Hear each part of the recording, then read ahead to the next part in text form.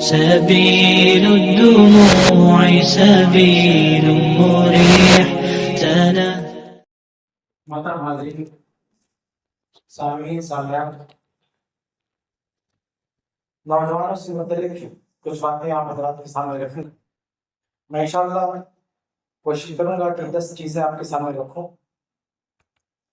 بلا تاخیر شروع کرتے ہیں. سب سے پہلی چیز جو نوجوانوں کی سب سے بڑی ذمہ داری ہے اور نوجوان کے لیے ایک بہت بڑا فتنہ ہے، وہ اپنے مقصد حیات سے دور رہنا.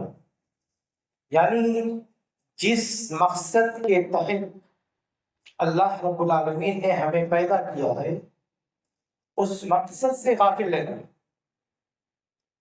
یہ پتہ ہی نہیں کہ ہم اس دنیا میں کیوں آئے ہیں، اللہ نے ہمیں کیوں پیدا کیا.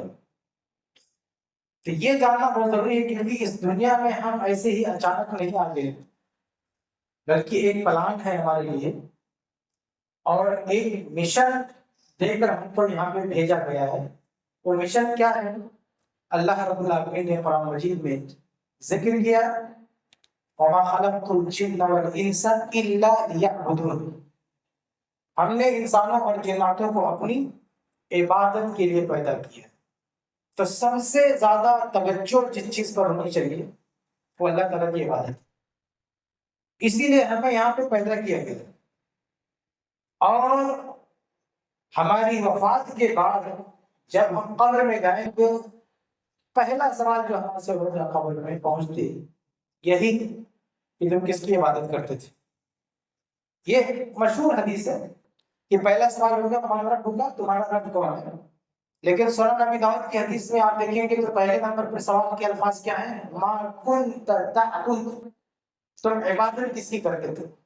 تو یہ حدیثوں میں ٹکراؤ نہیں ہے، دونوں کا مطلب ایک ہی ہے. من رب ہوگا تمہارا رب کون تھا اور ما کنت تعبد تم عبادت کس کی کرتے تھے. مقصد ایک ہی ہے سوال کا. اگر تم اللہ کے رب مانتے، اللہ کو رب مانتے تھے تو اللہ کو رب ماننے کا تقاضا یہ کہ اللہ کی عبادت کرو. اگر تمہارے اندر توحید ہے تو توحید کا تقاضا ہے کہ اللہ تعالیٰ کی عبادت کرو. تو قبر میں جو پہلا سوال ہوگا وہ ربوبیت اور توحید الوہیت سے متعلق ہے.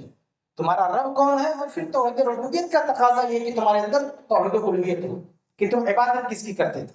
تو جس مشن پر ہم کو بھیجا گیا ہے سانس بند ہوتی ہی اس کے بارے میں سوال ہونے والا ہے کہ تم نے کتنا اس پر کام کیا. اس لیے میرے بھائیوں کبھی بھی نوجوانوں کے سامنے جو اصل گول ہونا چاہیے وہ یہ کہ ان کی زندگی عبادت میں گزرے. آج بہت سارے نوجوان ہیں، الگ الگ ان کا گول ہے. کوئی چاہتا ہے کہ کسی خوبصورت لڑکی سے شادی ہو جائے، کوئی چاہتا ہے کہ ہمارا اچھا خاصا کوئی بنگلہ بن جائے، گھر بن جائے. کسی کا گول یہ ہے کہ ہم پوری دنیا کو بدل دیں گے، انقلاب برپا کر دیں گے. الگ الگ خواب، الگ الگ نوجوان الگ الگ خواب سجائے ہوئے کہ ہم کو کیا کرنا ہے. سب سے بڑا کام جو اسے کرنا چاہیے وہ اللہ کی عبادت ہے، کیونکہ اسی لیے وہ خلق کیا گیا ہے، اسی لیے دھرتی پر اسے اتارا گیا ہے. اللہ تعالیٰ نے آدم علیہ السلام کو پیدا کیا، آدم علیہ السلام جنت میں تھے. جنت سے اللہ تعالیٰ نے اس گوڑے پر، اس دھرتی پر اتارا ہے ایک مشن پر. اور مشن کیا؟ اللہ تعالیٰ کی عبادت. آج سے کئی سالوں پہلے امریکہ سے 2 خلاباز چاند پہ جاتے ہیں، اس دھرتی سے اڑان بھرتے ہیں اور ایک دوسرے سیارے پر ایک دوسرے گولے پر جا کے لینڈ ہوتے ہیں چاند. وہاں کچھ وقت گزارتے ہیں اور پھر انہیں واپس آنا رہتا ہے. اب کبھی یہ کہانی پڑھیے، یہ واقعہ پڑھیے، وہ لوگ جب چاند پہ اترے تو کیا کر رہے تھے؟ پکنک منا رہے تھے، ٹہل رہے تھے، لوڈو کھیل رہے تھے؟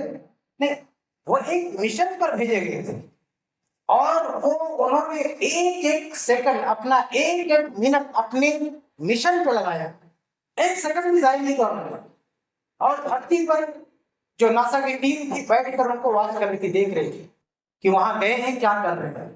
پوری نگرانی ہے، ایک پل پل کی رپورٹ ان کو مل رہی ہے کہ ہمارے 2 آدمی وہاں گئے ہیں، ایک مشن پر گئے ہیں اور اپنے مشن پر کتنا کام کر رہے ہیں، یہاں بیٹھ کے پورا ریکارڈ رکھا ہوا ہے.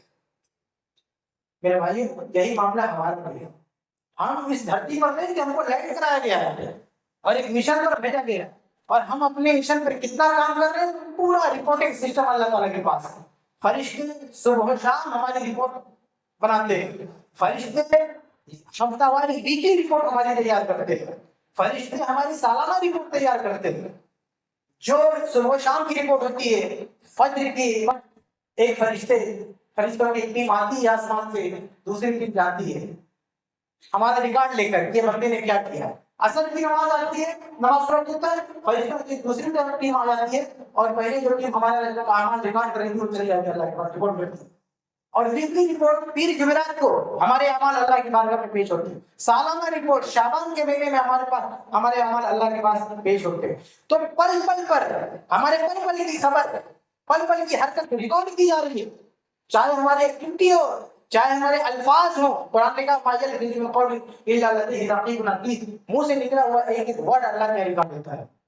تو یہ اصل کام ہے نوجوانوں کا کہ اللہ تعالیٰ کی عبادت یہ ان کی پہلی ترجیح ہونی چاہیے۔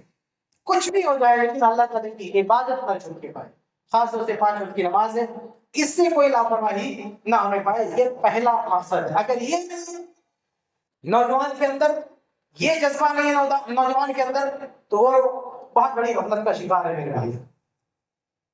صحیح بخاری کی حدیث ہے کہ قیامت کے دن 7 قسم کے لوگ ایسے ہوں گے جو اللہ کے سائے میں یعنی اللہ کے عرش کے سائے میں ہوں گے۔ اس میں سے ایک قسم کس کی ہے؟ ان میں سے ایک قسم ایسی ہے کہ وہ نوجوان جس نے اللہ تعالیٰ کی عبادت میں اپنی جوانی گزار دی۔ یعنی جوانی کی جو عبادت ہے اس کی بات ہی الگ ہے۔ تو جوانی کی عبادت اللہ تعالیٰ جوانی کی عبادت کو اتنی اہمیت دے گا کہ اللہ تعالیٰ اپنے عرش کے سائے میں جگہ دے گا ایسے نوجوانوں کو جنہوں نے اپنی جوانی اللہ تعالیٰ کی عبادت میں گزار دی۔ حدیث کے الفاظ ہیں وَالشَّابُ النَّشَأَ فِي عِبَادَةِ رَبِّهِ، ایسا نوجوان جس نے اللہ کی عبادت میں اپنی جوانی جو ہے گزار دی۔ اس لیے عبادت کے لیے ایک نوجوان کو پوری طرح سے تیار رہنا چاہیے، اس کے پاس کوئی بہانہ نہیں ہونا چاہیے کہ ہمیں ڈیوٹی کرنا ہے، کام کرنا ہے، یہ کرنا، کچھ بھی ہو عبادت کے ٹائم نکالے۔ اگر عبادت کے ٹائم نہیں نکالو گے تو اللہ تعالیٰ تمہارے پاس کسی چیز کے ٹائم نہیں چھوڑے گا۔ سنن ترمذی کی حدیث قدسی اس میں اللہ کے نبی اللہ کا فرمان نقل کرتے ہیں، کہتے ہیں کہ اللہ فرماتا ہے کہ یا ابن آدم تفرغ لعبادتی، اے آدم کی اولاد میری عبادت کے لیے ٹائم نکال۔ اگر میری عبادت کے لیے تو ٹائم نکالے گا املا صدر کا غنن، تیرے سینے کو بے نیاز کر دوں گا، تیرے ساتھ ٹینشن ختم ہو جائے گا، وہ اسود فقر، تیری فقیری محتاجی بھی دور کر دوں گا۔ اور آگے اللہ کہتا ہے الا تفعل، اگر تو نے میری عبادت کے لیے ٹائم نہیں نکالا ملأت یدیک شغلا، میں تیرے دونوں ہاتھوں کو مشغول کر دوں گا، تجھے بزی کر دوں گا، تو دن رات جو ہے لگا رہے گا کام میں، تیرے پاس موقع نہیں ملے گا۔ وَلَمَا سُلْطَ فَقْرَ، تو تیری فقیری بھی دور نہیں ہوگی، دن بھر کام کرے گا، رات بھر کام کرے گا، لیکن تیرا پیٹ نہیں بڑھے گا، تیرے دل کو سکون نہیں ملے گا۔ تو آج جو لوگ کہتے ہیں نا کہ ہم بڑے مصروف ہیں، ہمارے پاس ٹائم نہیں ہے، یہ مصروفیت اللہ کا عذاب ہے جو اس وجہ سے آیا ہے کیونکہ ہم نے اللہ کی عبادت کے لیے ٹائم نہیں نکالا۔ تو یہ نہ سمجھیں کہ اللہ کے لیے عبادت کے ٹائم نکالیں گے تو آپ کا کوئی لاس ہو جائے گا، نقصان ہو جائے گا، ٹائم نہیں نکالیں گے تو نقصان ہوگا۔ اس طرح سے مصروف ہو جائے گی، آپ کی زندگی اس طرح سے الجھ جائے گی کہ آپ کو اپنے ماں باپ سے بات کرنے کا، اپنے رشتہ داروں سے ملنے کا، ایک مسلمان کے سلام کا جواب دینے کا ٹائم نہیں ہوگا۔ یہ عذاب، ایسے عذاب بہت سارے لوگ جھیل ہیں جن کو پاس اتنا ٹائم نہیں کسی کا سلام کا جواب دینے کا، یہ عذاب ہے اللہ تعالیٰ کا۔ لیکن جو اللہ والے اللہ تعالیٰ پر یقین رکھتے ہیں، اللہ تعالیٰ اس دنیا میں بھی ان کو نوازتا ہے، آخرت میں بھی نوازتا ہے۔ اللہ رب العالمین عبادت بھی کرتے ہیں اور دنیا بھی کماتے ہیں، ہر طرح سے خوشحال رہتے ہیں۔ آگے بڑھتے ہیں، یہ پہلی ذمہ داری تھی نوجوانوں کی کہ وہ عبادت پر زیادہ توجہ دیں، بنیادی توجہ دیں، اور عبادت سے دوری کا جو فتنہ ہے، فسق و فجور کا جو فتنہ ہے، اس سے اپنے آپ کو دور رکھیں۔ آگے بڑھتے ہیں، دوسری چیز جو نوجوانوں کو جس پر دھیان دینا ہے وہ ہے وقت کی قدر و قیمت۔ آپ کا جو ٹائم ہے یہ آپ کی لائف ہے، آپ کی زندگی ہے۔ اگر ایک دن آپ نے گنوا دیا تو آپ کی زندگی کا ایک دن مائنس ہو رہا ہے، یہ وقت اور یہ زندگی ایک ایک سیکنڈ یہ بہت قیمتی ہے۔ جب موت آئے گی پوری دنیا کی دولت آپ دے دیں 5 منٹ بھی موت ڈیلے نہیں ہو سکتی. 5 منٹ بھی آپ نہیں خرید سکتے پوری دنیا کی دولت دے کر. اس لیے ایک ایک منٹ ہمارا قیمتی ہونا چاہیے. آج افسوس کا ساتھ کرنا پڑتا ہے کہ ہمارے نوجوان کتنے خرافاتی راستوں پر ہیں, کتنا وقت ضائع کرتے ہیں موبائل پر یا واٹس ایپ پر, بیکار چیز کی چیزیں پڑھ کر, بیکار کی بحثوں میں رات بھر جاگ کر, فضول کی قسم کی بحثوں میں بات چیت کرنے میں, ادھر تبصرہ کرنے میں یہ وقت ضائع کرتے ہیں. یہ وقت جو ایک بار چلا گیا دوبارہ آپ کو نہیں ملے گا. اللہ کے نبی صلی اللہ علیہ وسلم نے بڑی تاکید کی ہے, صحیح بخاری کی حدیث ہے کہ نعمتان مغبون فیہما کثیر من الناس. اللہ کے نبی فرماتے ہیں کہ 2 نعمت ایسے ہیں کہ اکثر لوگ اس سے غفلت برتتے ہیں, اس سے غافل رہتے ہیں. الصحت والفراغ, صحت اور خالی وقت. اگر آپ کے پاس صحت ہے اور آپ کے پاس فرصت کے لمحات ہیں, یہ بہت بڑی نعمت ہے. اس میں کچھ کر لو تاکہ آگے چل کر آپ کا بھلا ہو, آپ کا فائدہ ہو, دنیا میں بھی اور آخرت میں بھی. یہ بہت ضروری ہے. اللہ کے نبی صلی اللہ علیہ وسلم نے ایک دوسری حدیث میں السنن الکبری نسائی کی روایت ہے, اللہ کے فرماتے ہیں کہ اغتنم خمسا قبل خمس, 5 چیزوں سے پہلے 5 چیزوں کو غنیمت جانا. شبابک قبل حرمک, بوڑھا ہونے سے پہلے اپنی جوانی کو غنیمت جانا. یہ جوانی بہت بڑی نعمت ہے, ایک بار چلی گئی دوبارہ ہاتھ نہیں آ سکتی. اس جوانی میں آپ کو عبادت بھی کرنی ہے اور دنیاوی زندگی کے لیے بھی سب کچھ کرنا ہے. آپ جوانی گزر جانے کے بعد اس انداز کی عبادت نہیں کر پاؤ گے جو جوانی کی عبادت ہوتی ہے. آدمی بوڑھا ہو جاتا ہے, چیئر پر بیٹھ کے نماز پڑھتا ہے, نماز ہو جاتی ہے, لیکن جو کوالٹی سیدھے مطلب رکوع سجدہ صحیح سے کرنے میں جو نماز کی کوالٹی, وہ کوالٹی کو ملی صرف نماز نہیں ہے, اس طریقے میں نماز پڑھنا کافی ہے جس طریقے پر اللہ کے نبی صلی اللہ علیہ وسلم نے نماز پڑھی. قیام کیا آپ نہیں کر سکتے, بہت ساری عبادتوں میں بہت ساری گڑبڑی آپ کے اندر آ جائے گی بڑھاپے میں. اس لیے یہ جوانی جو ملی ہے اسے عبادت میں لگائی, اس کو غنیمت جانتے ہیں. تو نبی فرماتے ہیں شبابک قبل حرمک, اپنی جوانی کو غنیمت جانو بڑھاپے سے پہلے. اور اسی طرح سے صحتک قبل سقمک, بیماری سے پہلے صحت کو غنیمت جانو. اور فراغک قبل شغلک, اور فرصت کے لمحات کو غنیمت جانو اس سے پہلے کہ تم بزی ہو جاؤ, مصروف ہو جاؤ. وحیاتک قبل موتک, اور اپنے موت سے پہلے اپنی زندگی کو غنیمت جانو. تو کہنے کا مطلب ہے کہ دوسری چیز جس پر نوجوانوں کو دھیان دینا چاہیے وہ ہے وقت کا صحیح استعمال. بیجا وقت کا ادھر ادھر غلط استعمال نہ کریں. 1 منٹ بھی آپ کو کوئی نہیں دے گا. سب سے زیادہ قیمتی اپنا وقت سمجھیے, پیسوں سے بھی زیادہ قیمتی. دنیا لاکھ آپ کو گالی دے کچھ بھی کہے, لیکن وقت ساتھ کوئی صدقہ کا پیسہ نہیں. آپ کا 1 منٹ آپ لاکھوں روپے دے کے کوئی آپ کا نہیں دے سکتا. اس لیے بھی کسی کے بلانے دوڑنے میں چلے جائیں, کسی کے ساتھ جو ہے پیسوں مواصلے میں لگ جائیں, کسی کے ساتھ ٹائم پاس کریں, نہیں. یہ اپنی پوری زندگی کی عبادت بنا لیجیے. کسی کے پاس جا بھی رہے ہیں تو وہاں بھی کوئی عبادت کا کی شرط ہے, عبادت کا کوئی سیٹ اپ ہے تو آپ جائیے, ذکر کی باتیں کیجیے, اللہ کی باتیں کیجیے, علم کی باتیں کیجیے, تاکہ وہ وقت بھی استعمال میں ہو رہا ہے. سفر میں رہے, سفر کی دعا پڑھیے, قرآن مجید کی تلاوت کیجیے, آپ کہیں مسلمان کے ساتھ بیٹھے دین کی باتیں کیجیے, تاکہ آپ کا 1 منٹ آپ کو آپ کی جو ہے ثواب کی ارننگ آپ کی جائے. 1 منٹ بھی ایسا نہ گزرے جس میں آپ کے ثواب نہیں کمائے. اس لیے اپنے وقت کو قیمتی بنائیے. کوئی آدمی آپ کو سستا نہ سمجھ پائے آپ کے وقت کو, کہ آپ کا ٹائم خراب کرے, آپ کو فالتو سمجھے, یہ بالکل نہ ہونا چاہیے. آپ کو بہت قیمتی ہے. اس لیے یہ گیم میں دیکھیے بڑے افسوس کی بات ہے, کتنے نوجوان گیم وغیرہ میں اپنا پورا وقت ضائع کرتے ہیں. کیا ملتا ہے دنیا کے اعتبار سے نہ کچھ بھی. ایک دن آدمی آتا ہے موت کے بستر پر لیٹ جاتا ہے, پھر افسوس کرتا کچھ نہیں ہوتا. اس لیے ان عادتوں سے خود بھی بچیے اور دوسروں کو بچائیے. آگے بڑھتے ہیں. نوجوانوں کے لیے تیسری ذمہ داری اور تیسرا ہمارا جو فطرہ ہے ہمارے نوجوانوں کا, وہ ہے علم اور علماء سے دوری. علم اور علماء سے دوری یہ بہت بڑا فطرہ ہے میرے پاس. ہر نوجوان کو اپنے علماء سے جڑے رہنا چاہیے. اور آج یہ اتنا بڑا فطرہ ہے کہ کچھ لوگ کیا کہتے ہیں کہ عالم نام کا مسلمانوں میں عالم کے نام سے کوئی الگ گروہ ہے ہی نہیں، ہر بندہ عالم ہے. کوئی نماز روزے کے 2-3 مسائل جانتا ہے وہ بھی کہتا ہے میں عالم ہوں. یعنی غیر عالم کا کوئی تصور نہیں کہ کیا عالم سے جڑے گا بھائی. جو ہر بندہ اپنے آپ کو عالم سمجھ کے بیٹھا ہے تو علماء سے کیا جڑے گا؟ بلکہ بعض لوگوں کے ذہن میں ایک تو کیا ہے کہ یہ جو دینی علم ہے اور دنیاوی علم ہے یہ دونوں ایک ہے. یہ بھی بہت بڑا فکرہ ہے. یعنی دنیاوی علم جو ہے اور دینی علم یہ دونوں ایک ہے. یعنی جو فضیلت دینی علم کی ہے اس کو اٹھا کر فٹ کرتے ہیں کس پر؟ دنیاوی علم پر. اور جو ویسے ہے نا صحیح مسلم کی حدیث ہے کہ قیامت کے دن 3 لوگ سب سے پہلے جہنم میں ڈالے جائیں گے، اس میں ایک عالم ہوگا. جب یہ حدیث پڑھی جائے، جب وہ حدیث پڑھی جاتی ہے کہ اللہ تعالیٰ جو علم کی راہ میں نکلتا ہے تو فرشتے دعا کرتے ہیں، تو کوئی ڈاکٹر انجینئر اور کہتا حدیث میں شامل ہے، فرشتے میرے لیے دعا کرتے ہیں. اور جب وہ حدیث آتی ہے مسلم کی کہ قیامت کے سب سے پہلے عالم جہنم میں ڈالا جائے گا تو یہ ڈاکٹر انجینئر کہتا نہیں بس یہ تو پڑھنے کے لیے ہے، یہ سب سے پہلے جہنم میں جائے گا.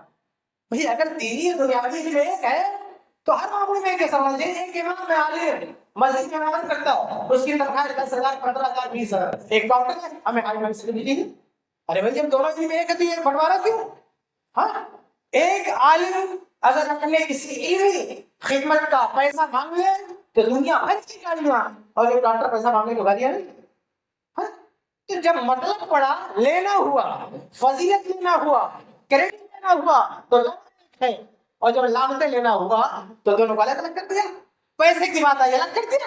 دین علم میں پیسہ نہیں لیتا، دنیاوی میں پیسہ دے بھیا جب دونوں میں تو سب جگہ ہی کرو نا. حقیقت کو الگ الگ. اللہ کے نبی صلی اللہ علیہ وسلم نے کہا صحیح مسلم کی حدیث ہے انتم اعلم بامور دنیاکم، دنیاوی معاملات میں تم مجھ سے زیادہ جانکار ہو، مجھ سے زیادہ جانکار ہو. اگر دنیاوی علم اور دینی علم ایک ہوتا تو اللہ کے نبی ایسا کبھی نہیں کہتے کہ تم اس میں زیادہ جانکار ہو. اور ایک حدیث میں آپ کو سناؤں، صحیح بخاری کی حدیث ہے. آپ دیکھیں اللہ کے فرماتے ہیں کہ ان اللہ لا یقبض العلم انتزاعا ينتزعه من الناس من العباد. اللہ تعالیٰ علم کو ایسے نہیں اٹھائے گا کہ وہ بندوں سے اٹھا لے. علم ایسا نہیں کہ علم ایسے اچانک اٹھ جائے گا ختم ہو جائے گا. علم اللہ تعالیٰ کیسے اٹھائے گا اس حدیث میں بتائے گا. آج بہت لوگ کہتے ہیں نا کہ کتابی عالم بنو، کتابی یعنی علماء سے سیکھنے کی ضرورت نہیں ہے. آپ کتابوں سے پڑھ کے آپ علمی کتابی مسلم بنو. علمی کتابی یعنی کتاب سے علم سیکھو، اس سے آپ کو علم آ جائے گا، کافی ہے. علماء سے جڑنے کی ضرورت نہیں ہے. ان کے لیے حدیث پہ غور کرنے کی ضرورت ہے. نبی فرماتے ہیں کہ اللہ تعالیٰ ایسے نہیں اٹھائے گا. کیسے نہیں اٹھائے گا؟ وَلَكِنْ يَقْبِضُ الْعِلْمَ بِقَبْضِ الْعُلَمَاءِ. اللہ تعالیٰ علماء کو اٹھا لے گا تو علم اٹھائے گا. علماء کو اٹھا لے گا. اللہ کس کو اٹھائے گا؟ علماء کو اٹھائے گا. ڈاکٹر کو اٹھائے گا، انجینئر کو اٹھائے گا، وکیلوں کو اٹھائے گا. ان کے اٹھانے سے علم اٹھ جائے گا. ڈاکٹر کو اٹھانے سے علم اٹھ جائے گا، انجینئر کو اٹھانے سے علم اٹھ جائے گا، وکیل کو اٹھانے سے علم اٹھ جائے گا. حدیث کہتی ہے اللہ علم اٹھائے گا بقبض العلماء. علماء کو اٹھا لے گا تو علم اٹھ جائے گا. کسی علماء کی بات ہو رہی ہے. ہاں جو وکیل ہے وہ بھی عالم ہے، جو ڈاکٹر وہ بھی عالم ہے، جو انجینئر وہ بھی عالم ہے. ان لوگوں کو اٹھانے سے نہیں کیا جائے گا.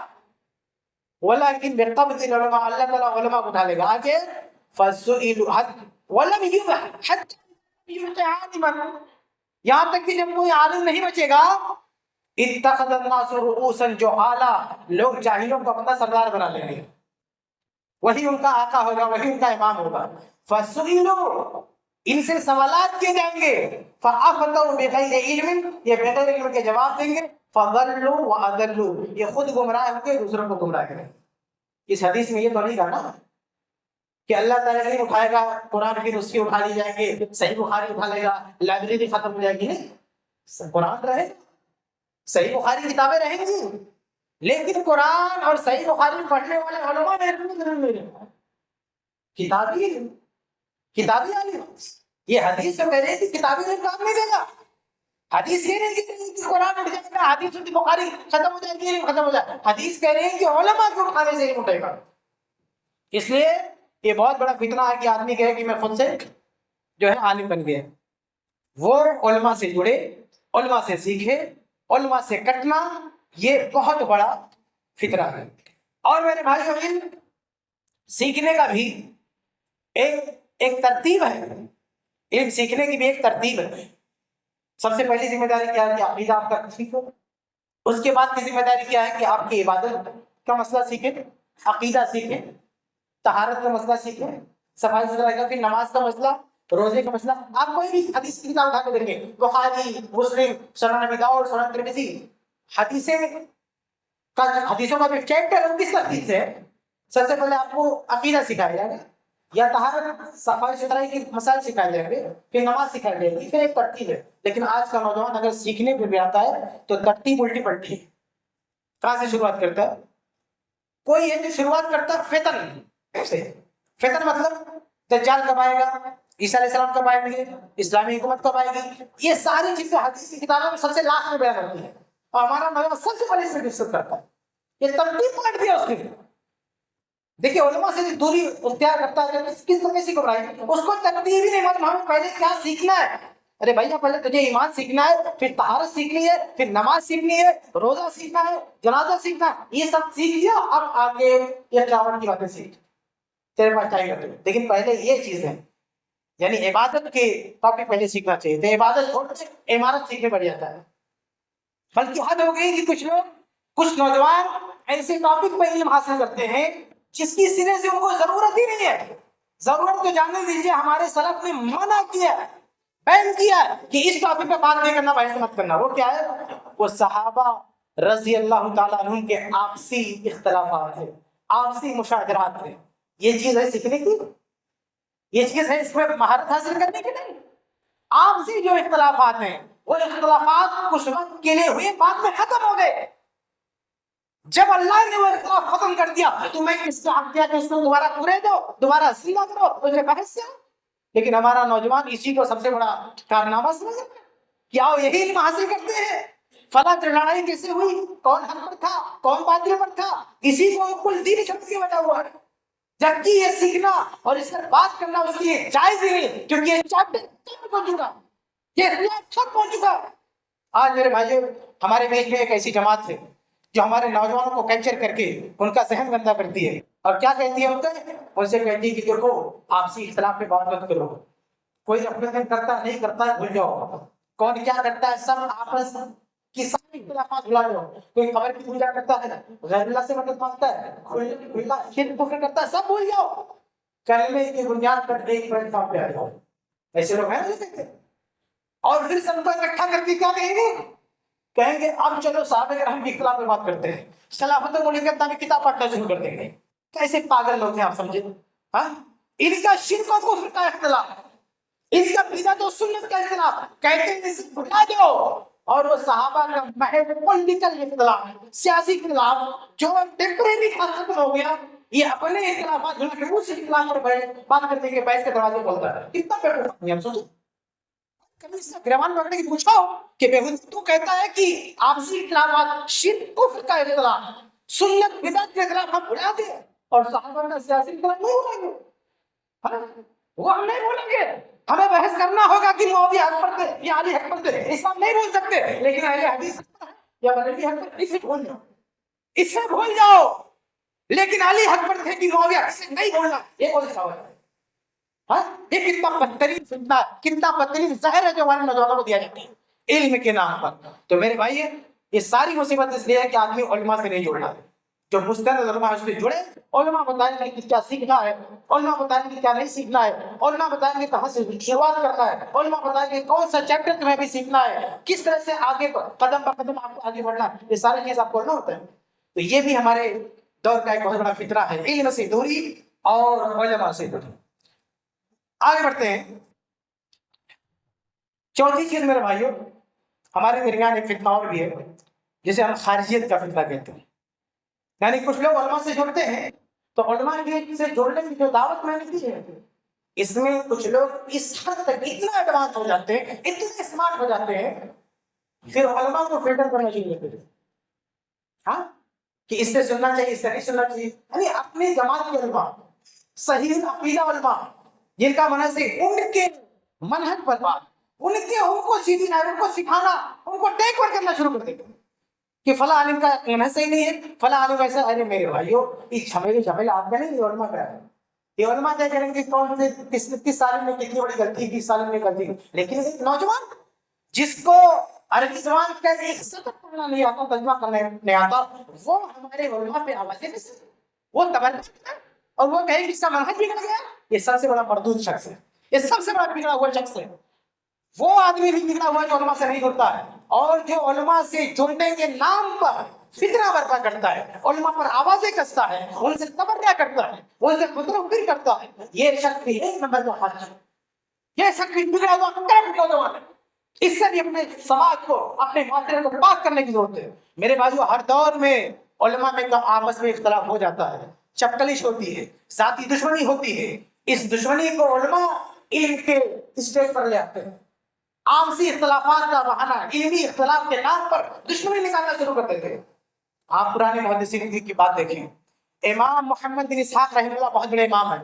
انہوں نے ایک موقع پر امام مالک رحمہ اللہ پہ کچھ کلام کر دیا، کہا کہ ان کو کتنی حدیثیں معلوم ہے، ایسے کچھ بول دیا کسی مجلس میں. امام مالک کو پتہ چلا دجال یہ دجال ہے. یہ کون ہے؟ دجال ہے. ایک چھوٹا سا جملہ انہوں نے بولا، نہیں بولنا چاہیے تھا، لیکن ریاکشن کتنا بڑا ہے کہ وہ دجال ہے. اس طرح کی علماء میں اختلاف ہو جاتا ہے، آپس میں تو میں ہو جاتی ہے. لیکن آپ اگر اس تو میں شامل ہو جاتے ہیں کہ آپ بیوقوفی ہے. اور عالم یہ نہیں کہتا کہ عبداللہ سے میری دشمنی اس میں وہ غلط بولتا اس کا مناظ خراب ہوئے، کبھی ایسا نہیں بولے گا دشمنی کو آگ نہیں بنائے گا، بلکہ وہ کوئی علمی لٹا اٹھائے گا اور پھر اس کو پھٹنا شروع کر دے گا. آپ بیوقوف ہو جاتے ہو، اس کے پرسنل فائٹ میں آپ سپاہی ابھی آ کے کھڑے جاتے ہو. یہ اس کی پرسنل فائٹ ہے، یہ اس کا خود کا مسئلہ ہے، اس کی اس سے نہیں بنتی ہے. لیکن وہ علم کے نام پر، علمی اخلاق کے نام پر اسے دھکار رہا ہے، اسے بدنام کر رہا ہے. ہوشیار ہو جاؤ نوجوانوں، ان کے ذاتی لڑائی کا حصہ مت بنو. ان کی پرسنل فائٹ ہے، ان کی خود کی لڑائی ہے، یہ اپنا بغض نکالنا ہے. تم بھی کہتے آؤ ان کے ساتھ ہو جاؤ. اس دھوکے میں مت آؤ. علماء سے جڑو، لیکن علماء کے ساتھ جب شیطان کھڑا ہو جائے اس سے بھی ہوشیار رہو. جب اپنی پرسنل دشمنی کو علمی اختلاف کے بھیس سے آپ کے سامنے رکھے، سترک رہو، ان کی عزت کرو، ان کا احترام کرو، لیکن ان کی اس حرکت میں ان کا ساتھ دو. صحابہ میں اختلاف ہوا تھا نا، تین گروہ تھے. ہاں، ایسے اختلاف کے ایک دوسرے کے خلاف تلواریں اٹھا لیے. علی اور معاویہ رضی اللہ عنہ کے اختلاف، اس وقت صحابہ کرام کے تین گروہ تھے. ایک علی رضی اللہ عنہ گروہ، ایک معاویہ رضی اللہ عنہ گروہ، اور ایک ساتھ نبی پاس کی گروہ. یہ دونوں گروہ لڑنے والے تھے آپس میں. اس میں صحابہ کتنے تھے؟ صحابہ کی تعداد 30 سے بھی زیادہ نہیں تھی. سمجھ رہے؟ 30 سے بھی زیادہ لوگ نہیں تھے. جبکہ اس وقت صحابہ کرام کی 10,000 تعداد موجود تھی. 10,000 میں سے لڑائی میں کتنے لوگ شامل ہوئے؟ 30 بھی شامل نہیں ہوئے. باقی 10,000 کیا کر رہے تھے؟ وہ ساتھ بھی نبی وقاص کے ساتھ تھے. وہ کہتے تھے کہ یہ اب تمہاری آپس کی لڑائی ہے، ہم نہ علی کا ساتھ دیں گے نہ معاویہ کا ساتھ. ان کے پاس حدیثیں تھیں. اللہ کے نبی نے کہا کہ جب یہ آپس میں لڑ پڑے، یہ فتنہ شروع ہو جائے، تو تم کسی کے ساتھ نہیں دینا ہے. تم اپنی تلوار کو پتھر پہ رکھ کے توڑ دینا، کسی کے ساتھ نہیں ہونا. اس لیے اس وقت کے جو بڑے بڑے علماء تھے، بڑے بڑے صحابہ تھے، وہ نہ علی کے ساتھ تھے نہ معاویہ کے ساتھ تھے. بڑے بڑے کون تھے؟ عبداللہ بن عمر کتنے بڑے مفتی تھے. ہاں، اس طرح سے ابو سعید الخدری، جابر بن عبداللہ رضی اللہ تعالیٰ عنہ، سعد بن وقاص، اسامہ بن زید، یہ بڑے صحابہ، حدیث کے سب سے بڑے راوی ابو ہریرہ رضی اللہ تعالیٰ عنہ، کسی کا ساتھ نہیں کیا. یہ علم کے پاس ہے، ان سے اگر علم سیکھنا چاہتے ہو، یہ تمہارا نمونہ ہے. ایک مرتبہ اللہ کے نبی سے ایک سوال کیا، صحیح بخاری کی حدیث ہے. اللہ کے نبی نے جواب دینے سے پہلے کیا کہا؟ ابو ہریرہ تم نے بہت پیارا سوال کیا، لحرصک علی الحدیث، یہ پیارا سوال تمہارے ذہن میں اس لیے آیا کہ تم حدیث سے بہت زیادہ حریص ہو. یہ علماء صحابہ، انہوں نے کسی کا ساتھ نہیں دیا لڑائی میں. ان سے ہمیں سیکھنے کی ضرورت ہے کہ جب آج کے علماء بھی لڑ پڑے آپس میں، ہمیں کسی کا ساتھ نہیں دینا. لڑنے دو ان کو آپس میں، ان کی لڑائی کا حصہ مت بنو. ساتھ میں اوقات جو جنتی صحابی ان سے سیکھو. لیکن آج ہمارا نوجوان بڑی آسانی سے بیوقوف بن جاتا ہے. ایک عالم آئے گا اور منہج کے نام پر اور علمی اخلاق کے نام پر اپنی ذاتی دشمنی کسی دوسرے عالم کو نکال لے گا. یہ بیوقوف ٹٹو بن جائے گا، اس کے ساتھ شامل ہو جائے گا، اس کے خلاف بھونکنا شروع کر دے گا. اس کو کیا پتا کس کے دل، اس کا ان دونوں کا آپس میں اختلاف چل رہا ہے، نہیں پتا کچھ. ہر ایک شہر سے دوسرے شہر سے دوسرے شہر میں ایک عالم آئے گا اور ایک کے خلاف بولنا شروع. تمہیں کیا پتا پڑے گا؟ ان دونوں کا کیا مسئلہ نہیں پتا تمہیں صرف یہ نظر یہ بھی کا کہ یہ بھی کلام نہیں ہے. دیکھو جب محدثین کا دور تھا نا جرح و تعدیل کا, تو ایک راوی پہ جرح کرتے تھے اس کی حدیث نہیں لی جائے گی. اب کسی محدث سے کسی راوی سے کسی کا اختلاف ہو گیا نا تو بعض لوگ اسی کو پہ جرح کر دیتے تھے. تو محدثین نے وہاں بھی سمجھا کے رکھا ہے کہ کلام, بلکہ ایک اصول بنایا کہ کلام الاقران یدوا ولا یروا, کہ اگر محدثین آپس میں ایک دوسرے پر کلام کرے کمنٹ کرے تو یہ تبصرہ لپیٹ کر پھینک دو, لا یروا, اسے روایت سے آگے مت بڑھاؤ. تو یہ بھی دوسرا فطرہ ہے میرے بھائیوں کہ علماء پہ چڑھ دوڑنا اور علماء کو فلٹر کرنا یہ عوام کا کام نہیں, نوجوانوں کا کام نہیں ہے. اگر کسی عالم سے کوئی غلطی ہوئی تو دوسرا عالم اس کی اصلاح کرے گا, نوجوانوں کے بیچ میں آنے کی ضرورت نہیں. ٹھیک ہے, آگے بڑھتے ہیں. پانچویں چیز جو آپ کے سامنے مجھے رکھنی ہے, نوجوانوں کا ایک بہت بڑا فتنہ ہے فحاشیت کا, عریانیت کا, ننگے پن کا. یہ بھی ایک بہت بڑا فتنہ آج پوری دنیا میں اس کے لیے باقاعدہ ہر جگہ یہ فتنہ ہے. یعنی عریانیت کے نام پر پوری دنیا کا کاروبار چل رہا ہے. سفر ہو, حضر ہو, دکان ہو, کچھ بھی ہو, ہر جگہ لوگوں نے لڑکیوں کو سجا کے رکھا ہے اور ایک نوجوان اسی میں لگا رہتا ہے. انٹرنیٹ پر آپ دیکھیے آج کی لڑکیاں بالکل بے خوف اور کتنی عریانیت کا مظاہرہ کر رہی ہیں صرف پبلسٹی کے لیے, صرف شہرت کے لیے, اور نوجوان اس کے پیچھے بھاگ رہے ہیں. یہ بھی میرے بھائی کو بہت بڑا فتنہ نوجوانوں پہ ایک بار بات کر کے رکھ دے گا, یہ کھا کے رکھ دے گا. اس کا علاج یہ ہے کہ جتنا جلد ہو سکے ایک نوجوان شادی کرے.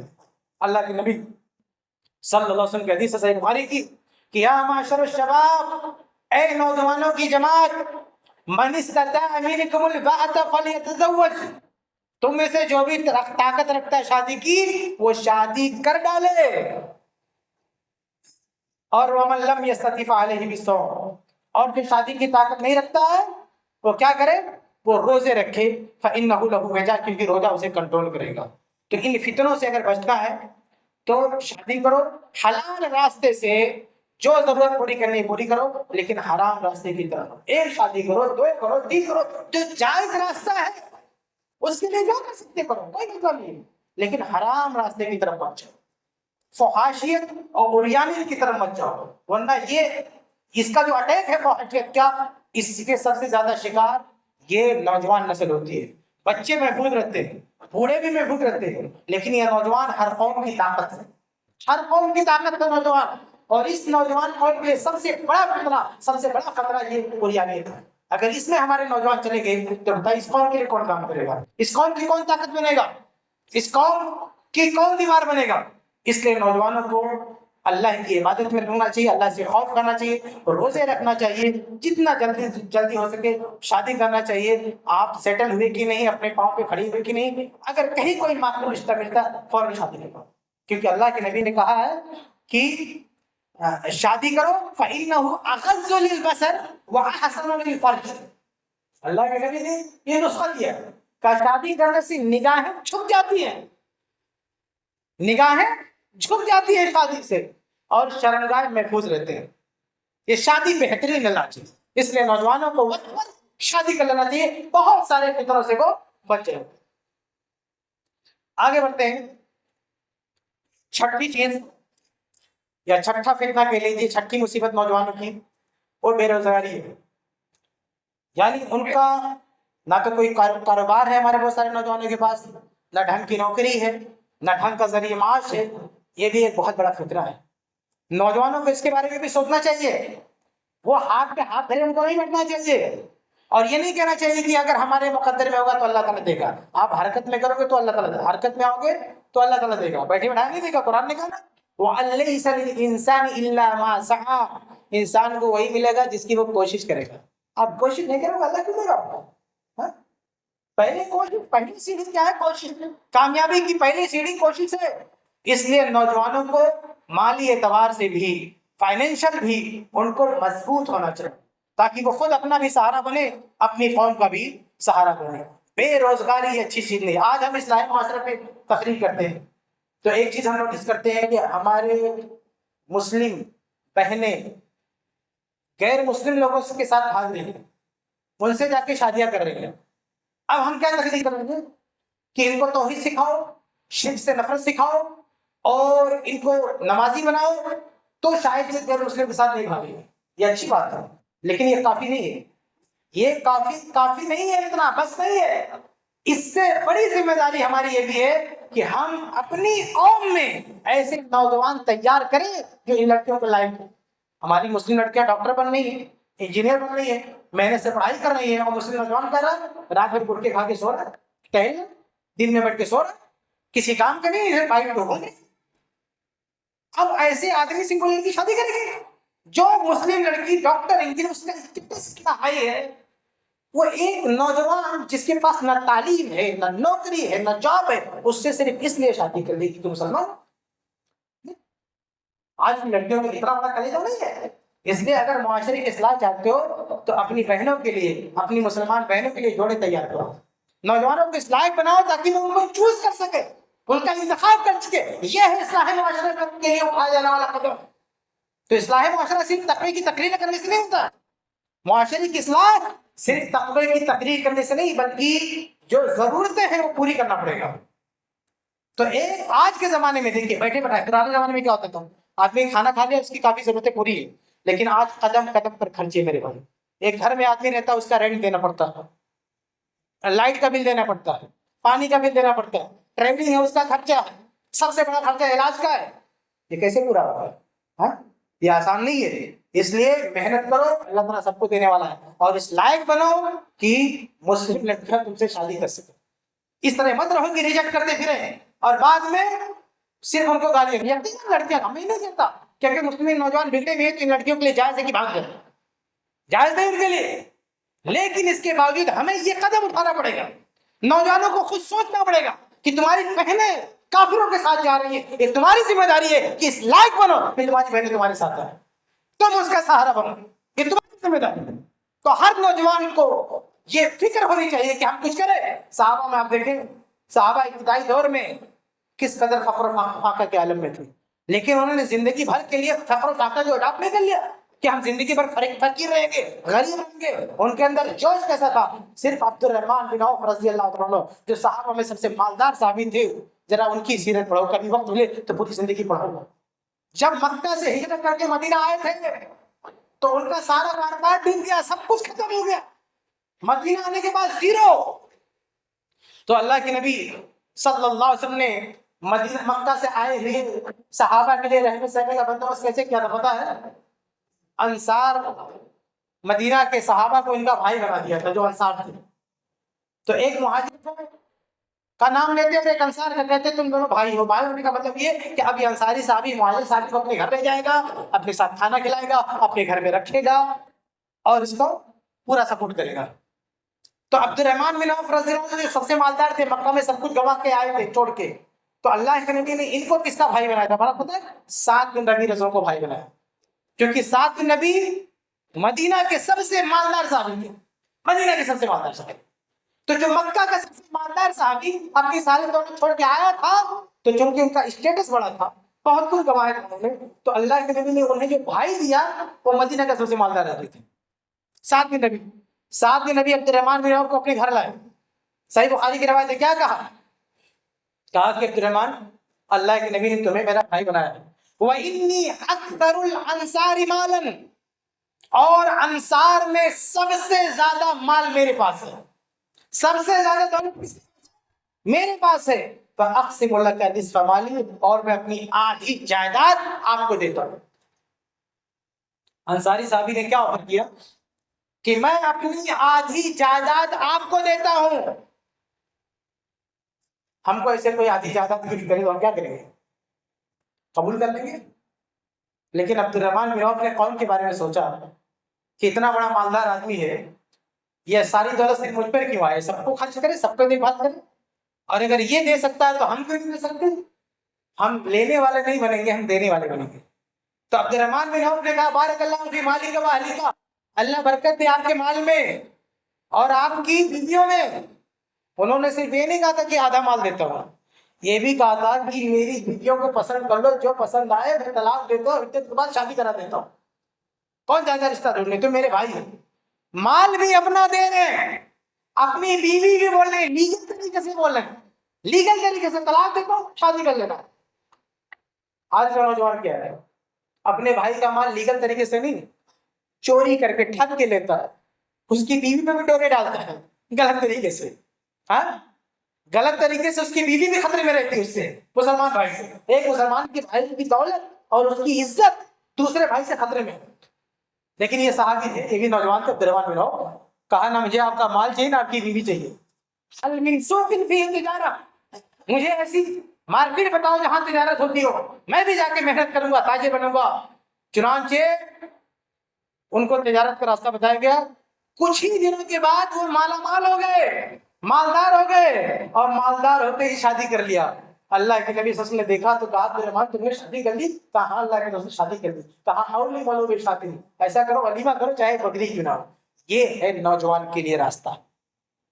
فری میں دولت ملا تو نہیں ملا، لیا، عورت بھی نہیں تھی لیا، خود اس لائق بنے، اپنے آپ کو اس لائق بنایا کہ مالدار بھی ہوئے اور شادی بھی کیا، اور اللہ تعالیٰ نے ان کو اتنا دیا اتنا دیا کہ مستند احمد کی روایت ہے، عبد الرحمن بن عوف کہتے ہیں کہ میں اگر ایک پتھر اٹھاؤں تو اس کے نیچے سونا چاندی نکلے۔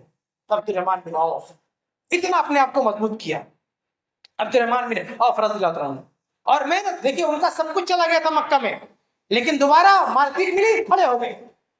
تو اگر ہنر نوجوانوں کو اپنے اندر تجارت کے ہنر پیدا کرنا چاہیے۔ آپ کا ہنر ہے نا تو کبھی لاس بھی ہو گیا تو دوبارہ ریکوری کر لو گے آپ۔ لیکن نوجوان اگر کچھ کمانا بھی جائے گا تو آئیڈیا کیا لگاتا، کون سا ایپ ڈاؤن لوڈ کرے، پیسہ لگائے بڑھ جائے گا، کون سی کمپنی میں انویسٹ کرے بڑے بڑے پیسہ آئے گا، کہاں جوا کھیلے لاٹری لگ جائے، یہ سب سوچتا ہے بیکار قسم کے نوجوان۔ ایسے لوگ ڈوبیں گے تو ڈوبتے رہ جائیں گے۔ ہمارے کتنے نوجوانوں نے کمپنیوں میں پیسے لگائے تھے، کمپنی ڈوب گئی، کچھ ہے نہیں۔ لیکن اگر آپ تاجر ہو، آپ کے پاس اسکل ہے، ہنر ہے، عبد الرحمن بن عوف کی طرح ہو، تو چاہے مکہ میں جیسے وہ سب کچھ چھوڑ کے آ گئے دوبارہ مارکیٹ میں اترے ویسے پھر بن گئے۔ تو اگر آج ہم ہنر سیکھیں گے، صلاحیت ہمارے پاس ہے کمانے کی، دوبارہ سب چھین بھی جائے گا نا، دوبارہ تو دن میں کھڑے ہو جاؤ گے۔ تو نوجوان کو جواری نہیں ہونا چاہیے کہ جوا کھیلے، ایپ ڈاؤن لوڈ کرے، بیوقوف بنے، نہیں، ہنر سیکھو۔ مال پر دنیا کی کوئی بھی نعمت حاصل کرنا ہو، چاہے مال ہو چاہے علم ہو، کسی کا کوئی شارٹ کٹ نہیں ہے۔ اسکل اور محنت، اسی سے آپ علم حاصل کر سکتے ہو، اسی سے آپ دولت حاصل کر سکتے ہو، یہ دونوں چیزیں آپ کو کرنا پڑے گا۔ لیکن آج نوجوان شارٹ کٹ دیکھتا ہے، شارٹ کٹ میں علامہ بننا چاہتا ہے، چھوٹا موٹا کورس اٹینڈ کر کے بولتا ہے عالم ہو گیا، ہاں، اور 2-3 ایپ پہ جا کے پیسے لگا کے میں سیٹ امیر بن جاؤں گا۔ یہ شارٹ کٹ نہیں چلتا میرے بھائی، آپ کو سیکھنا پڑے گا اور محنت کرنا پڑے گا، چاہے آپ کو دولت چاہیے، چاہے آپ کو علم چاہیے، چاہے آپ کو بڑا اسٹیٹس چاہیے، کچھ بھی چاہیے، آپ کو سنگھرش کرنا پڑے گا، سیکھنا پڑے گا۔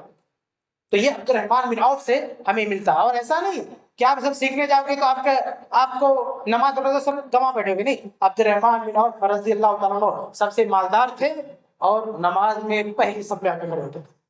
صحیح مسلم کی روایت ہے کہ مرتبہ اللہ کے نبی صلی اللہ علیہ وسلم باہر گئے، لوٹنے میں تاخیر ہو گئی تو عبد الرحمن بن عوف جسٹ مصلی کے پیچھے کھڑے ہوتے تھے، وہ آگے بڑھ گئے۔ امامت کے لیے نبی کی جگہ پہ کون آگے بڑھ گئے؟ عبد الرحمن بن عوف۔ اور جب عبد الرحمن بن عوف رضی اللہ عنہ نے سلام پھیرا تو کیا دیکھتے ہیں کہ اللہ کے نبی کھڑے ہو کے اپنی رکعت پوری کر رہے ہیں۔ یہ صحابہ کا سب سے مالدار صحابی، ان کی اقتداء میں آخری نبی امام الانبیاء نماز پڑھ رہا ہے۔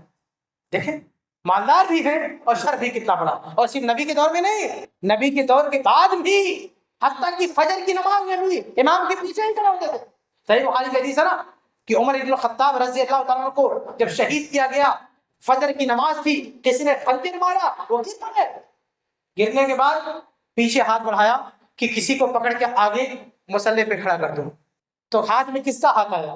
صحیح بخاری کا الفاظ ہے فَأَخَذَ بِيَدِ عَبْدِ الرَّحْمَنِ بِنْ عَوْفَ فَقَدَّمَهُ، ہاتھ پیچھے کیا، عبد الرحمن بن عوف کا ہاتھ آیا، آگے دھکیل کے کر دیا، تم مان لو۔ اس رات بھی امامت جس نے کرائی تھی فجر کی، وہ عبد الرحمن بن عوف صحابہ کی سب سے مالدار شخصیت تھی۔ تو دولت میں بھی سب سے آگے اور عبادت میں بھی سب سے آگے تھے۔ تو بہرحال کہنے کا مطلب یہ کہ جو بے روزگاری کا فتنہ ہے، یہ بھی بہت خطرناک فتنہ ہے۔ روزگار اپناؤ، کوئی بزنس کرو یا اچھے جاب کرو، اپنا وقت برباد نہ کرو، اور اس کے لیے کیا کرنا ہوگا؟ آپ کو کچھ محنت کرنا ہوگا اور سیکھنا ہوگا۔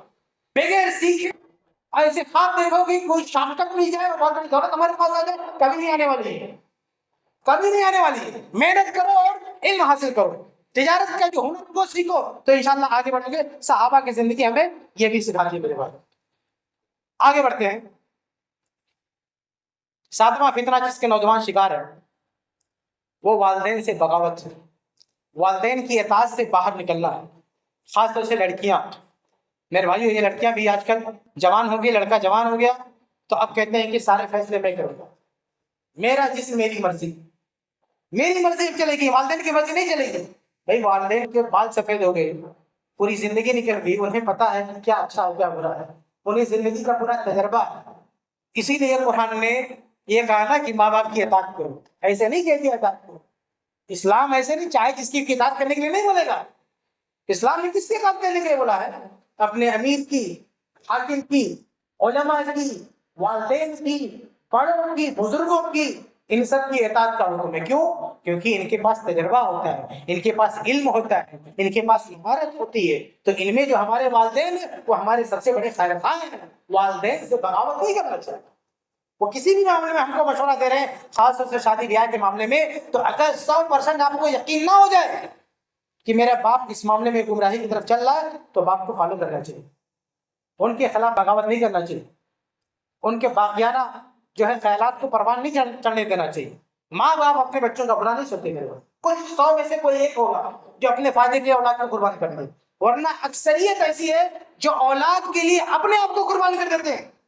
एक बाप के अंदर अना होती है, उसको भी उसके अंदर खुददारी होती है, लेकिन जब बच्चों की बात आती है तो उनकी लाइफ के लिए, उनकी सिक्योरिटी के लिए एक बाप अपनी अना कुर्बान कर देता है, एक बाप अपनी खुददारी कुर्बान कर देता है, एक बाप किसी की गालियां सुनता है, एक बाप किसी के सामने झुक जाता है, एक बाप किसी के सामने जलील हो जाता है। उसका अगर अकेले की बस को तो जान दे देगा, जलील नहीं होगा। ये जलील होता सिर्फ अपनी औलाद के लिए। अगर मुझे कुछ हो गया तो मेरी औलाद को क्या होगा? और ये औलाद अपने बाप से बगावत करे। वो माँ जिसने रात में जाग जाग कर इसके कपड़े बदले हैं, उस माँ से बगावत करे। ये बहुत बड़ी बदनसीबी की बात है मेरे भाइयों। और आज ये जो मगरबी कल्चर है वो बाकायदा जो है सिक्योरिटी दे रहा है नौजवानों को कि अपने माँ बाप से बगावत करो। और ये जहां तक हालत पहुंची है कि माँ बाप को घर से निकाल के ओल्ड एज होम पे डाल दो, उनके साथ रहना भी हमारा नहीं। ये बहुत बड़ा फिक्र है मेरे भाई। माँ बाप की इज्जत करो। अल्लाह के नबी सल्लल्लाहु अलैहि वसल्लम का फरमान है कि जो बुढ़ापे में माँ बाप को पाया और फिर भी वो जन्नत नहीं हासिल कर सका, वो बहुत बड़ा महरूम शख्स है। बल्कि जिब्रील इस्लाम ने मौके पे बद्दुआ दी कि बुअदन लिमन अदरका रमजान, कि तबाह बर्बाद हो आदमी जो रमजान पाए। उसमें एक बात ये भी थी कि तबाह बर्बाद हो आदमी जो अपने वालिदैन को या इनमें से किसी एक को बुढ़ापे की हालत में पाए और अपने आप को जन्नत में ना पहुंचा सके, तो ये बर्बाद हो। अल्लाह के नबी ने कहा आमीन। इसलिए मेरे भाइयों, अगर सही रास्ते पे जाना है, माँ बाप का साथ कभी नहीं छोड़ता। माँ बाप हमारे लिए सबसे कीमती सरमाया है। आप ये कभी कभी एक लड़का कितनी आसानी से बोल देता है कि हमको आपने पाला पोसा था, हमने भी इतने पैसे आपको दे दिए। अस्तगफिरुल्लाह, जिंदगी भर वो कमा के पैसा देता रहे। कुछ खर्च ऐसे होते हैं कि आप उसकी रिकवरी नहीं कर सकते, उसका बदला नहीं कर सकते। ये साहबी अब्दुर्रहमान बिन औफ रज़ियल्लाहु अन्हु सबसे मालदार साहब थे ना, उन्होंने जो खर्च किया अल्लाह की राह में। बाद में एक और साहबी थे खालिद बिन वलीद रज़ियल्लाहु तआला अन्हु, बहुत बड़े साहब, इस्लामी फौज के कमांडर है, बहुत बड़ी खिदमत है उनकी, अल्लाह की राह में उनके खैरात, जिहाद, खिदमत किसने वाइफ पैसे। लेकिन एक मौके पे अब्दुर्रहमान बिन औफ के खिलाफ कुछ बोल दिए। अल्लाह के नबी नाराज हो गए, कहा खालिद तुम जैसे लोग उहुद पहाड़ के बराबर सोना भी अल्लाह की राह में खर्चा कर दो ना, तो खालिद ने अगर एक मुद खर्चा को, अब्दुर्रहमान बिन औफ ने एक मुद जो खर्चा किया उसके बराबर भी नहीं पहुंचो। तो हर एहसान का बदला नहीं होता मेरे भाइयों, हर खिदमत का कोई बदला नहीं होता। वालिदैन ने अगर बच्चों के बचपन में उनका केयर किया, उनकी खिदमत की है, बुढ़ापे में सेम काम बेटा भी कर दे बाप के लिए तो खिदमत लौटा सकता है, वो प्यार नहीं लौटा सकता। एक माँ बच्चे का पेशाब साफ करती है, पैखाना साफ करती है, लेकिन साफ करते करते उसको खिलाती है, उसको हंसाती है। एक बच्चा बड़ा होगा वो भी अपने बाप का पैखाना साफ कर सकता है, उसका बाप बिस्तर पे लेटा नहीं उठ पाता, हो सकता है बाप का पेशाब पैखाना साफ कर दे, लेकिन उस प्यार से साफ करेगा, उस मोहब्बत से साफ करेगा। जिस प्यार और मोहब्बत से उस बाप ने, उसकी माँ ने बचपन में उसको साफ किया, बचपन में, हत्या की बचपन में अगर एक बेटा, छोटा बेटा 2 दिन पेशाब पैखाना ना करे, माँ बाप को टेंशन हो जाता है कि बच्चा पेशाब क्यों नहीं कर रहा, बच्चा पैखाना क्यों नहीं कर रहा। लेकिन बाप बुरा हो जाए, 2 दिन पैखाना ना करे, बेटा राहत महसूस करेगा, अच्छा है کوئی ٹینشن نہیں. تو میرے بھائی یہ خدمت لوٹا سکتا ہے، لیکن وہ پیار، محبت، وہ جنون، وہ شفقت کہ ماں باپ نے کیسے آپ کو بڑا کیا ہے آپ کی لاچاری کے ایام میں، وہ کبھی نہیں لوٹا سکتے. وہ ماں باپ کو کبھی نہیں لوٹا سکتے. وہ بہت بڑا ان کا قرض ہے جو کبھی چکایا نہیں جا سکتا. اس لیے بغاوت مت کرو ماں باپ سے، بغاوت مت کرو، ان کا ساتھ دو. وہ بڑھاپے میں قرآن نے کیا کہا؟ وَلَا تَقُلْ لَهُمَا اُف، انہیں اف تک نہ کہو. انہیں کاٹنا پکڑنا بہت دور کی بات ہے، اف تک نہ کہو. یہ اللہ نے کہا. اللہ نے توحید کا حکم دیا، لا تشرکوا باللہ شیئا وبالوالدین احسانا. کہا میرے ساتھ شرک نہ کرو، اس کے فوراً بعد کہا والدین کے ساتھ نرمی کرو. کیونکہ اللہ توحید اور والدین کی خدمت کا ایک تعلق ہے. اللہ تمہارا خالق ہے، اس لیے تمہاری ذمہ داری ہے کہ اللہ کی عبادت کرو. دنیا میں والدین نے تمہارے پال پوس کے بڑا کیا ہے، اب تمہاری ذمہ داری ہے کہ والدین کے ساتھ اچھا سلوک کرو. یہاں تک کہ وہ کافر بھی ہو گئے، مشرک بھی ہو گئے، تو صاحب ہما فی دنیا معروف. اللہ نے کہا کہ دنیا میں ان کے ساتھ بھلائی کرو. یہ ماں باپ کا مقام ہے بھائی.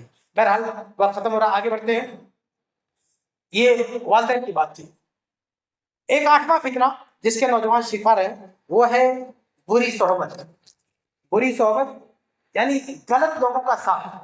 یہ بھی بہت خطرناک چیز ہے. اللہ کے رسول کی حدیث صحیح بخاری کی کہا کہ مثل الجلیس الصالح والجلیس السوء کصاحب المسک وکیل الحطب. مطلب لمبی روایت. تو خلاصہ یہ کہ اللہ کے رسول نے اچھے ساتھی اور برے ساتھی کی مثال دی کہ اچھے ساتھی کی مثال خوشبو کی طرح سے ہوتی ہے کہ اگر کسی کے پاس خوشبو ہے آپ اس کے ساتھ خوشبو کے ساتھ رہیں گے تو آپ کو کچھ ملے گا. اچھے ساتھی کے ساتھ رہیں گے آپ کو اچھائیاں ملیں گی، برے کے ساتھ رہیں گے تو برائیاں ملیں گی. تو کبھی بھی غلط لوگوں کا ساتھ نہیں دیتے. اور اس میں سب سے پہلے والدین رہنمائی کرتے ہیں کہ یہ لڑکا غلط ہے، اس کے ساتھ نہیں رہنا. تو کبھی بھی غلط لوگوں کے ساتھ جو اپنا اثر تم پر ڈالنے کی کوشش کریں، تمہیں تمہارا دماغ خراب کریں.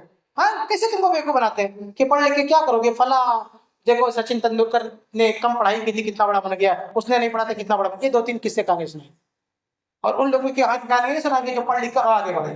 یہ رتن ٹاٹا، یہ اس زمانے میں جب پلین بھی نہیں بنا تھا، یہ دوسرے ملکوں میں گیا تھا پڑھائی کرنے کے لیے اور پھر پڑھ کے آیا تھا. کتنی بڑی کمپنی، کتنا بڑا کام اس نے کیا، اس کی مثال نہیں دیں گے. ان لوگوں کی مثال دیں گے جو کم پڑھے لکھے اور ان کا دماغ خراب کریں گے. ایسے لوگوں کے ساتھ مت اٹھو بیٹھو کہ تمہارا حوصلہ توڑیں، تمہیں پڑھائی سے نفرت دلائیں، تمہیں آگے بڑھنے سے روکیں، تمہیں تمہارے والدین کے خلاف ورگلائیں.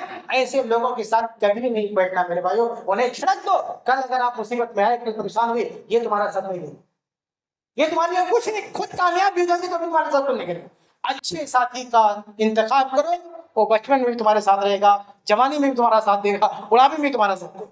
اچھا ساتھی بلکہ اسی دنیا میں نہیں ہے بلکہ آخرت میں بھی تمہارے ساتھ رہے، جیون بھر کا ساتھ رہے گا. اچھا ساتھی زندگی بھر آپ کے ساتھ رہے گا، دنیا میں بھی دوست رہے گا، آخرت میں جنت میں بھی دوست رہے گا.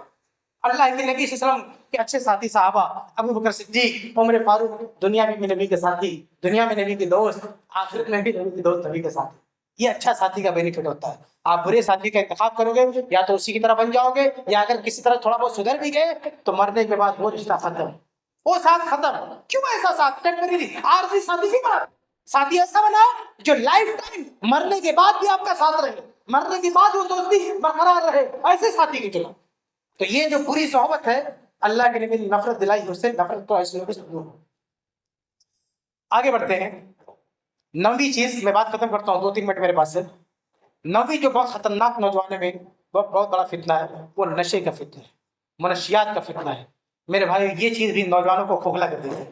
نشہ حتیٰ کہ تھوڑے چھوٹے درجے کا بھی نشہ یہ بھی آدمی کو پریشان کر کے رکھ دیتا، برباد کر کے رکھ دیتا، اس کی زندگی برباد ہو جائے. اور آج اتنے بڑے بڑے پیمانے پر جو ہے اسمگلنگ ہوتی ہے اور نشہ نوجوانوں میں خاص طور سے عام کیا آتا ہے. وہ نوجوان کسی لائق نہیں رہتا، نہ تعلیم حاصل کرتا، نہ اپنا سہارا بنتا، نہ والدین کا سہارا بنتا، نہ دین کے لیے کچھ کر پاتا، پوری طرح سے برباد ہو جاتا. ایسی ایسی نشیلی چیزیں ہیں کہ 8 مہینے کے بعد ڈاکٹر کہتا مر جاؤ گے، پھر بھی نہیں چھوڑتا آپ اس کو، پھر بھی نہیں چھوڑتا. یہ ایسی لت ہے، ایسی خطرناک لت ہے جو آپ کو برباد کر دے گی. اور ہمیشہ اس سے دور رہنا. میرے تھوڑا سا بھی آپ نے نشہ کیا زندگی بھر کے لیے آپ کے گلے پڑ جائے گی وہ چیز. اس لیے نوجوان ہیں، ابھی اللہ نے آپ کو محفوظ کر کے رکھا، آپ اس سے خود کو بچائیں. یہ چیز آپ کے لیے نقصان دہ، آپ کے پریوار کے لیے نقصان دہ. اس کے اثرات صرف آپ پر نہیں پڑیں گے، اس کا نقصان آپ کو ہوگا، آپ کے پریوار کو ہوگا، پورے سماج کو ہوگا، پوری قوم کو ہوگا. اس لیے اپنا بھی خیال کریں، اپنے پریوار کا، اپنی قوم کا. اس گندی عادت سے خود کو دور رکھیں. نشے کی عادت سے خود کو دور. اور یہاں ہندوستان میں کرائم بھی ہے، یہ جرم قانون شریعت میں بھی منع ہے اور قانون میں بھی جرم ہے، لیکن نوجوان بھاگ کے چلے جاتے ہیں.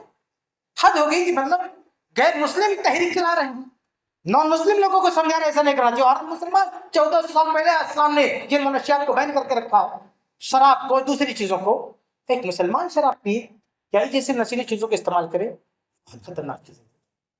تو کم سے کم مسلمان کو تو ایسا ہونا چاہیے کہ اس کو دیکھ کے آدمی کی ہمت نہ ہو شراب پینے کی. مسلمان کو دیکھتے ہی آدمی کے دماغ میں آ جائے کہ اس کے سامنے نشے کی بات ہی نہیں کر رہا. لیکن مسلمان نوجوان خود نشے میں پڑ جائے، یہ بہت خطرناک چیز ہے. اس سے ہر نوجوان کو بچنا چاہیے، کسی بھی قیمت پر اس میں شکار نہ ہو. آگے بڑھتے ہیں. آخری چیز میں بات ختم کروں گا. آج میرے بھائیو ایک بہت بڑا فتنہ نوجوانوں کا ہے، تحریکیت کا فتنہ. آج بہت ساری ایسی تنظیمیں ہیں جو مسلم نوجوانوں کی ذہن سازی کرتی ہیں، ان کو قوم کی خدمت کے لیے ایسا راستہ دکھاتی ہیں کہ وہ آدمی اپنی جان پہ پھیل جاتا ہے، وہ تحریکوں کی طرح باتیں کرنے لگ جاتا ہے، اور وہ شخص جو ہے اپنی جان کے لیے بھی خطرناک ہو جاتا ہے اور دوسروں کے لیے، اپنے پریوار کے لیے. تو ایسے لوگوں سے بھی دور رہنے کی ضرورت ہے. اور یہ تبھی ہوگا جب یہ نوجوان علماء سے جڑیں گے، علماء سے نہیں. اور ایسے ڈپلیکیٹ علماء سے، ایسے تحریکوں کے ساتھ آپ اٹھے بیٹھیں گے تو آپ کی ذہن سازی یہی کریں گے کہ مسلمان قوم کی خدمت کرنا ہے، حکومت قائم کرنا ہے، اس لیے اس کے لیے کچھ کرنا چاہیے. وہ نہ نماز پڑھ رہا ہے، نہ روزہ رکھ رہا ہے، اور درد پالے ہوئے ہے میں پوری قوم کے لیے خدمت کروں گا، اسلامی حکومت قائم کروں گا.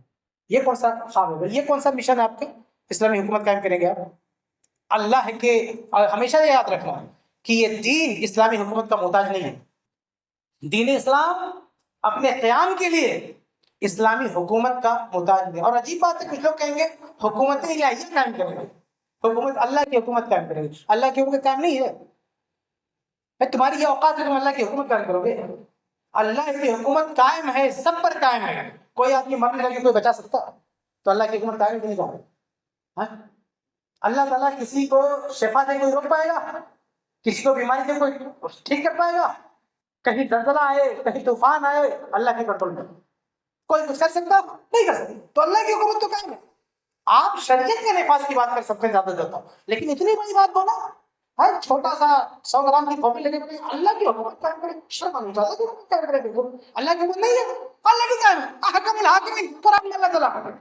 اللہ تعالیٰ کی حکومت ہے. اللہ تعالیٰ تو وہ ہے تنزیع الملک ممن تشاء.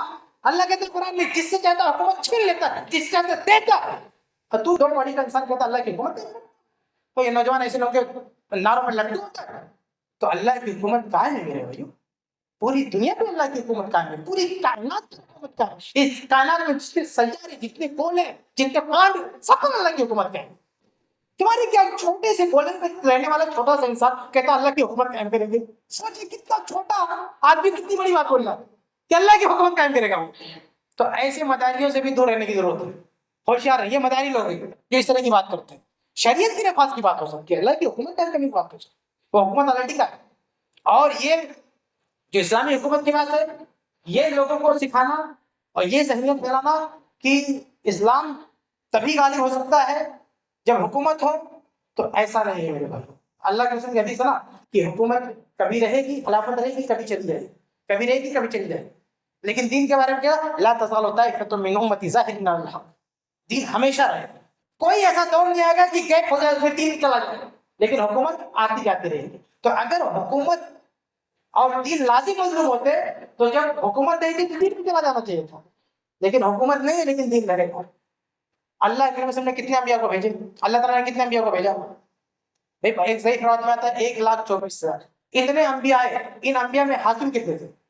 4-5 کا ہم نے لے سکتے. اللہ کے رسول داؤد علیہ السلام، یوسف علیہ السلام، ایسے کچھ انبیاء کا نام 5-6 انبیاء کا نام لے گئے. باقی انبیاء حاکم نہیں تھے، حکومت کرنے والے نہیں تھے، تو کیا انہوں نے دین کا کام نہیں؟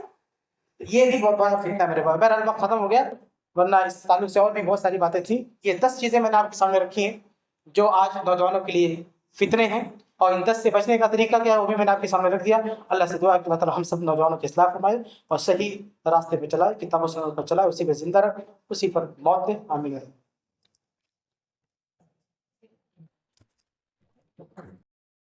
سبيل الدموع سبيل مريح لنا